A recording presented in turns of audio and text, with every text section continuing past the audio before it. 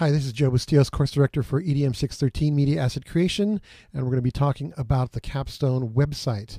So the biggest thing for you to realize at this point is that this website is due at the very beginning of week 2 on Monday at 11:59 p.m. Eastern Time, and so you'll need to jump on this right away. So how does this work out?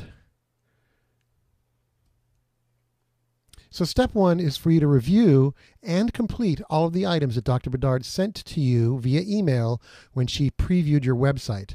All the notes that she's given you, those are not suggestions, but those are actually things, items, spelling, grammar, questions that she needs for you and I need for you to address before you submit this website. When you do submit the website, what I'm basically going to do is I'm going to take her notes and I'm going to open up your website, and then between the two I'm going to make comparisons, and if it's good, then it's good, and if not, then we will go from there. If you do have additional questions, then you before you submit the website, then it's suggested that you most definitely go back to the example websites or the info websites and make sure that we're all on the same page.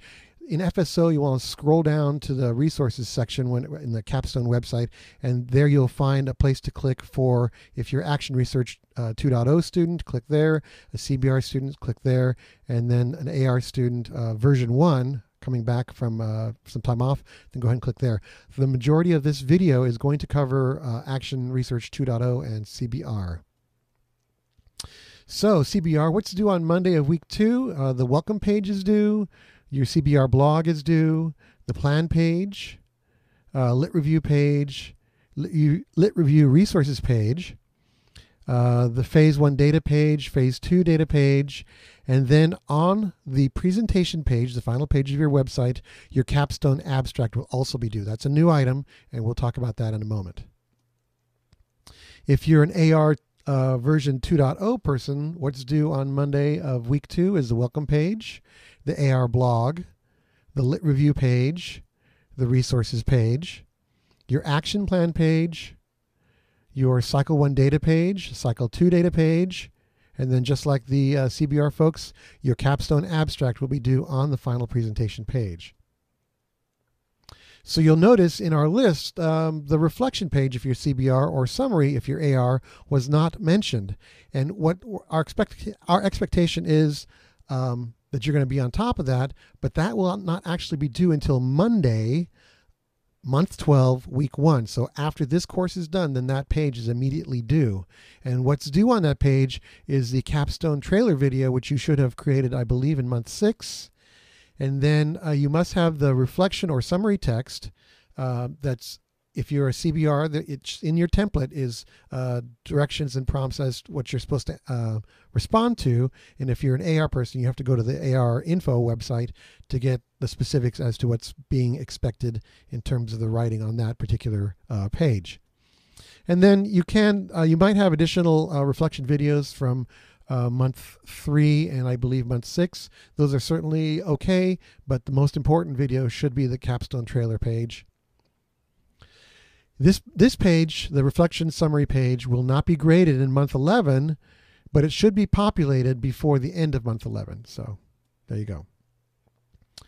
So let's talk about the Capstone Project abstract. And basically, this is an opportunity for you to take your whole Capstone project and you're going to compress it down into a very concise short paragraph, which you'll post on that final page in your Capstone website.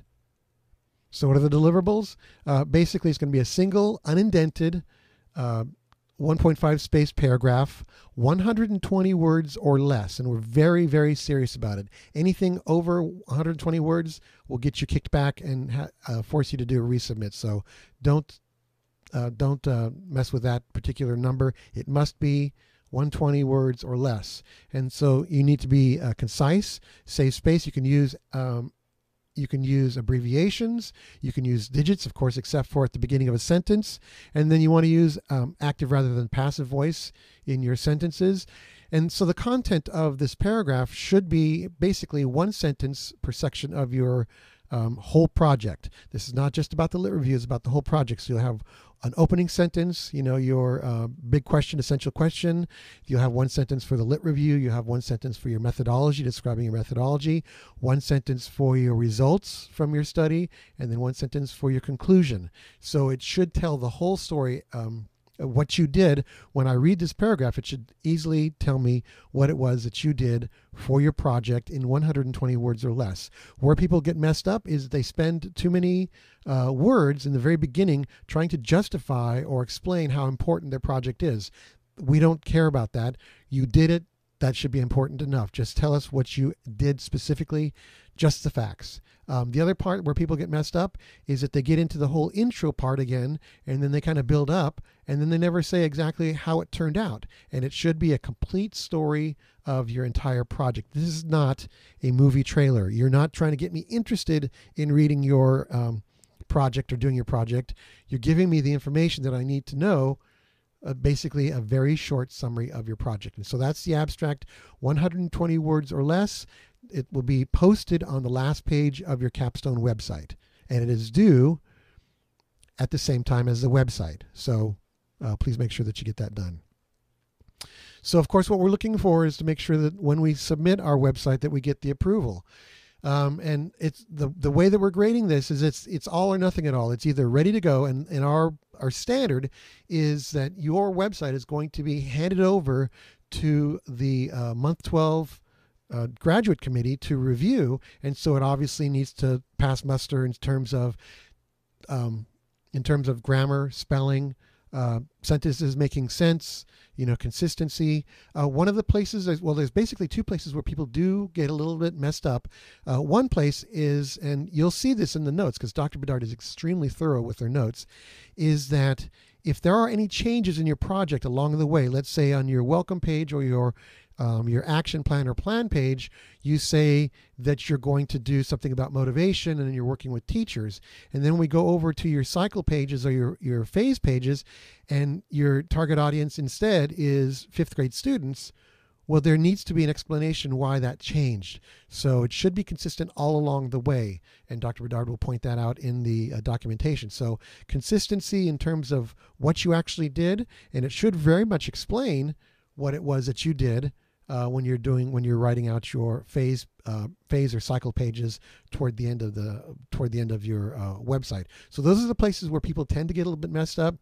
And like I said before, every single little thing that Dr. Bedard is going to make a note of, you really, really need to address and do something about. And usually it has to do with she's reading it and she can't see what it was that you did. And we're not trying to limit you, but we're trying to make sure that you have the best possible website to present.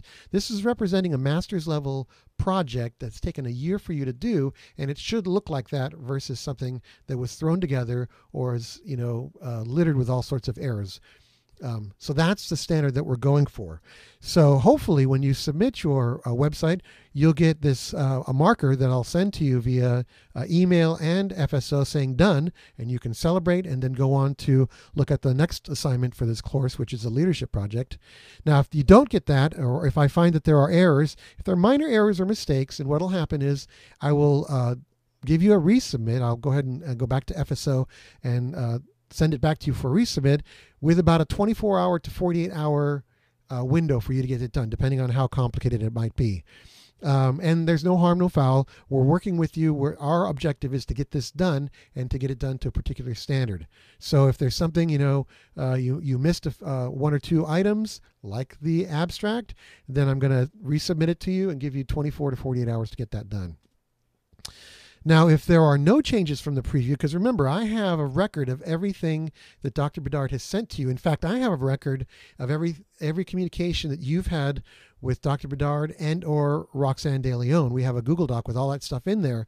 So we know, I know as the person who's going to be looking at this, where you should be in the progress of this thing. And if I don't see any changes from what she sent to you, or if you did not hit the submit button, then your grade, I will automatically, go into FSO on Tuesday morning and give you a 0, you'll get a GPS hit for it being late or not on time, and then you'll have about 24 hours to respond. Now, if you do respond within 24 hours, you submit it to me or you send me an email saying that it's ready to go, then I will look at it. And, if everything is perfect, like we had said, with the first example, then you get 100 for the grade. I don't change the GPS because that's a done deal, but you get get 100 for the grade, and then you get to move on. If I still find some minor errors, the 0 stands. I will send you a note saying specifically what things are missing, and then again we do the 24 to 48 hour return policy until we get it at that particular standard. Now remember, we have an extremely limited amount of time to get this ready to go, and that's why we're putting pressure on you at the beginning of week 2, because again, this needs to get done for you to do the leadership project, and then it also needs to be done for you to move into month 12. So if we don't get a response in 24 hours, then I start making notes and sending them to the online student advisor.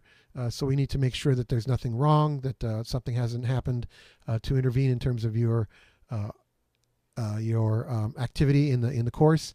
And again, if it doesn't meet with the approval based on the preview that Dr. Bedard has sent you, then it's one of those sorts of things. We have the possible auto return, and you will not at the end of this month move to month 12, but you will stay in month 11 until this particular project is completed. So that's the approval process. And then, of course, like has been mentioned before, this whole thing, the website, all the pages, including the abstract, is due Monday of week 2, the very beginning of week 2. So if you have any questions, please feel free to contact me. Here's the contact info, and I look forward to working with you guys. And I'm sure Dr. Bedard and Roxanne have been working with you guys diligently since day one. And so now is the time for all that hard work to come to bear. And I look forward to sending you the done message and having you feel free and be able to relax a little bit and concentrate on the other activities for the month. So again, any questions, please feel free to contact me, and I will talk to you later. Bye-bye.